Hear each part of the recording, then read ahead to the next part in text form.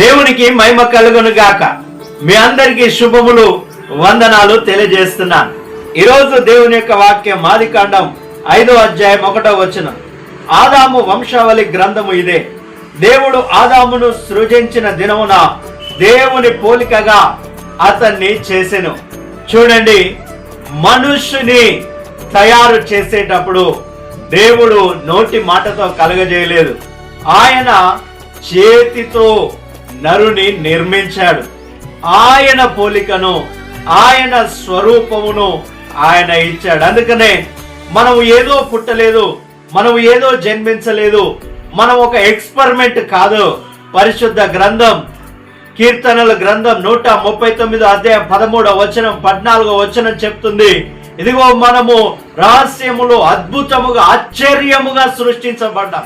మన అవయవాలన్నీ దేవుడు ఫలితం కోసం, ప్రణాళిక కోసం ఆయన సృష్టించాడు.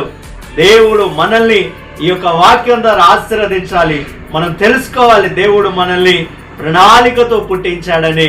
ఈ యొక్క వాక్యం ద్వారా దేవుడు మనల్ని, మన కుటుంబాన్ని దీవించి ఆశీర్వదించును గాక. లైక్ చేయండి, సబ్స్క్రైబ్ చేయండి, షేర్ చేయండి.